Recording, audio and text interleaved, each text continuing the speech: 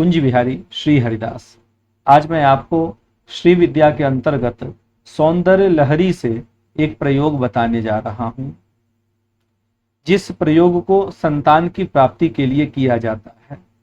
और यदि विधि पूर्वक इस अनुष्ठान को, इस प्रयोग को पूर्ण कर लिया जाए तो निश्चित ही भगवती ललितांबा की कृपा से उन्हें संतान की प्राप्ति होती है, इसमें कोई संशय नहीं है। तो इस अनुष्ठान को, इस प्रयोग को कैसे किया जाए, ये क्या नियम है, इसमें क्या क्या सामग्री लगती है और इसमें किस मंत्र को जपा जाता है, कितने दिनों तक जपा जाता है, किस प्रकार से जपा जाता है, तो सारा कुछ मैं आपको बताने जा रहा हूं। सबसे पहले आप क्या करेंगे, तांबे का एक पत्र लेंगे जिसकी लंबाई चौड़ाई दोनों बराबर होगी और उस यंत्र पर आप इस यंत्र को बना लेंगे। ये जो यंत्र आप स्क्रीन पर देख रहे हैं, इस यंत्र को आप उस तांबे के पत्र पर बना लेंगे चंदन से, पीले चंदन से। या तो चंदन घिसने वाला हो, आप मलयागिरी चंदन को घिस करके उसमें केसर मिला करके चंदन तैयार कर लें और उसी चंदन से आप ये यंत्र बनाएं।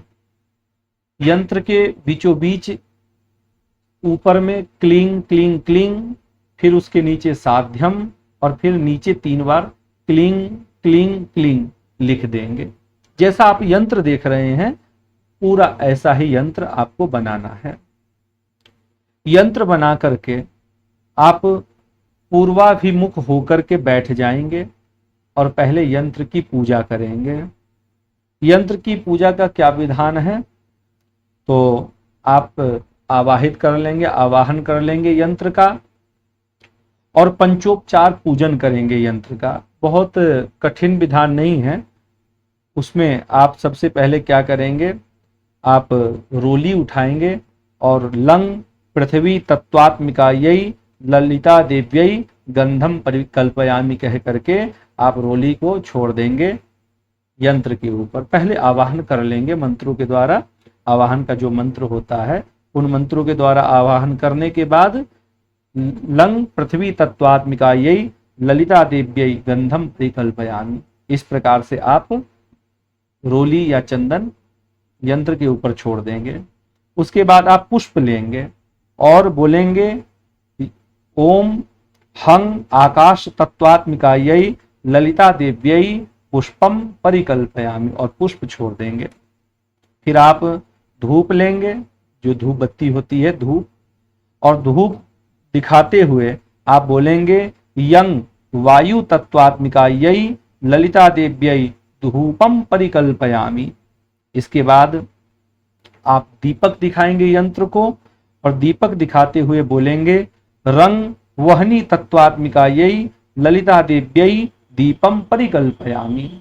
इसके बाद आप नैवेद्य, जो भोग लगाने का विधान है, आप इसमें भोग किस वस्तु का लगाएंगे, तो गन्ने के टुकड़े का, जिसे बोलते हैं गन्ना गनेरी, आप गन्ने के टुकड़े का भोग लगा सकते हैं।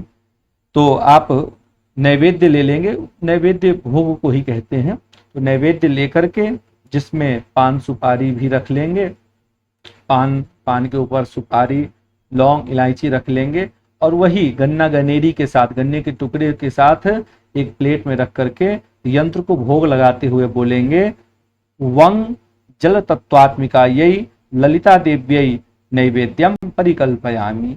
इसके बाद एक पुष्प में रोली चावल लगा करके और यंत्र के ऊपर चढ़ाते हुए आप बोलेंगे संग सर्व तत्वात्मिकायै ललिता देव्यै सर्वोपचारान परिकल्पयामि। इस प्रकार से आप यंत्र की पूजा कर लेंगे। इस पूजन को बोलते हैं पंचोपचार पूजन। पंचोपचार पूजन करने के बाद आप यंत्र का ध्यान कर लेंगे। ध्यान किन मंत्रों से करना है, किन श्लोकों के द्वारा करना है, ये भी मैं इसी वीडियो के डिस्क्रिप्शन में दे दूंगा, आप वहां से देख लें। और ये जो मैंने पंचोपचार पूजन में भी बताया है, लंग पृथ्वी तत्वात्मिकायै ललिता देव्यै गंधम परिकल्पयामि, और जो कुछ मैंने बोला है ये पंचोपचार पूजन में कि किस मंत्र से क्या चढ़ाएंगे, तो वो भी डिस्क्रिप्शन में दे दिया जाएगा। हाँ, तो इसके बाद आप पंचोपचार पूजन कर लेंगे और फिर ध्यान करेंगे। ध्यान का जो मंत्र है, खड्भुजाम मेघवर्णाम च रक्तांबर धराम पराम वरदाम शुभदाम रम्याम चतुर्वर्ग प्रदायिनीम एवं ध्यात्वा धकारं तु मंत्रं च दशधा जपेत त्रिकोणरूपरेखायां त्रयो देवा वसन्ति च विश्वेश्वरी विश्वमाता विश्वस्य धारिणीति च। ये ध्यान का मंत्र है। आप इन मंत्रों से भगवती ललितांबा का ध्यान कर लेंगे। ध्यान करने के बाद अब जो मुख्य काम है, वो मुख्य काम ये है कि आप जप करेंगे। तो जप किस मंत्र का करेंगे वो भी मैं बताऊंगा। उससे पूर्व आप ये जान ले कि ये जो पूजन मैं विधि बता रहा हूं पूरे 21 दिनों तक चलना है। आप 21 दिनों तक आप ये पूजन लगातार करेंगे, कंटिन्यू, बीच में खंडित नहीं होना चाहिए, नहीं तो फल से आप वंचित हो जाएंगे। हालांकि इसका कोई भी साइड इफेक्ट नहीं, कोई नुकसान नहीं है। आप ये सात्विक पूजन है तो आप कर सकते हैं। इसके बाद आप मंत्र जप करने से पहले विनियोग किया जाता है। आप आचमनी में, जैसे चम्मच जैसा आचमनी होता है, उसी आचमनी में आप जल ले लेंगे और जल लेकर के विनियोग का ये मंत्र है, ये भी आपको डिस्क्रिप्शन में मिल जाएगा। तो विनियोग का मंत्र भी आप बोलते हुए, जब पूरा मंत्र आप बोल ले विनियोग का, तो वो जल को भूमि पर गिरा दे। विनियोग इस प्रकार से बोलना है, अस्य श्री त्रिपुर सुंदरी महाविद्या शताक्षरी बीज मंत्राणाम धनु पौष्पम मौर्वी इति षष्ठ मंत्रस्य ईशान भैरव ऋषि गायत्र्यानुष्टुप छंदसी श्री महात्रिपुर सुंदरी देवता धंग बीजम ह्रीं शक्ति ओम आंग ह्रीं कीलकम मम सर्व कामना पूर्त्यर्थे जपि विनियोगः। ये विनियोग है। इसे बोल करके जो आप चम्मच में या आचमनी में जल लिए रहेंगे वो धरती पर गिरा देंगे, किसी पात्र में गिराइएगा। इसके बाद देखिए करन्यास होता है, तो आप करन्यास इस प्रकार से करेंगे।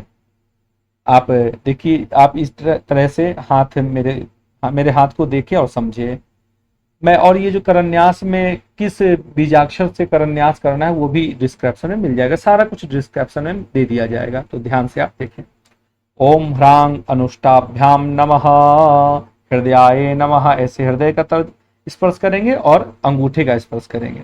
फिर ह्रीं तर्जनीभ्याम स्वाहा, सिर से स्वाहा और सिर का स्पर्श करेंगे और तर्जनी का स्पर्श करेंगे। फिर मध्यमा का स्पर्श करेंगे और बोलेंगे ह्रूंग मध्यमाभ्याम वखट शिखायै वखट, और शिखा का स्पर्श पीछे कर लेंगे, चोटी का।